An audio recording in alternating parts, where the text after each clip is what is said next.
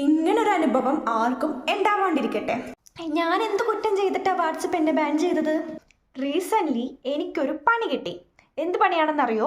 എൻ്റെ വാട്സപ്പ് അങ്ങ് പോയി കിട്ടി.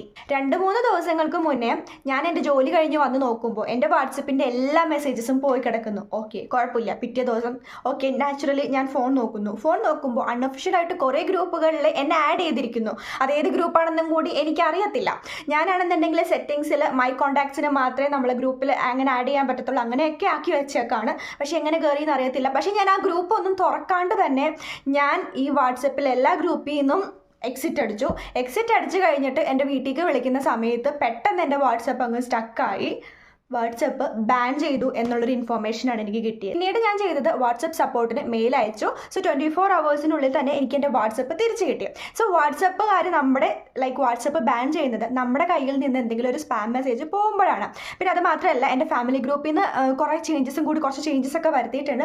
സോ എന്തോ ഹാക്കിങ് നടന്നിട്ടുണ്ട്. അതെൻ്റെ ഫോണാണോ അതല്ല എൻ്റെ നമ്പറാണോ ഹാക്ക് ചെയ്തതെന്ന് എനിക്ക് ഇപ്പോഴും ഒരു പിടുത്തവും ഇല്ല.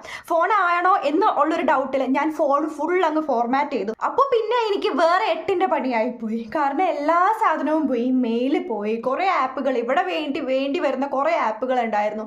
ഇതെല്ലാം അങ്ങ് പോയി കിട്ടി. സോ ഇതെല്ലാം ഓരോന്നായിട്ട് തിരിച്ചെടുക്കാൻ ഞാൻ പെട്ടപാട്.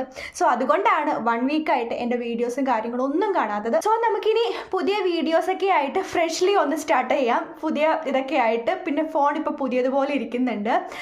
സോ ഇതുപോലെ ആർക്കും വരാണ്ടിരിക്കട്ടെ. നിങ്ങൾ എപ്പോഴും വാട്സപ്പ് നല്ലതുപോലെ നോക്കാം. നിങ്ങളുടെ നമ്പർ എപ്പോഴും സേഫ് ആയിട്ട് നിങ്ങളുടെ കയ്യിലിരിക്കട്ടെ. നിങ്ങൾ ആർക്കും ഷെയർ ചെയ്ത് കൊടുക്കണ്ട. സോ എന്നെപ്പോലെ ഇതുപോലെ ബാഡ് എക്സ്പീരിയൻസ് ആർക്കും ഉണ്ടാവാണ്ടിരിക്കട്ടെ. സോ അത്രയേ ഉള്ളൂ. ബൈ.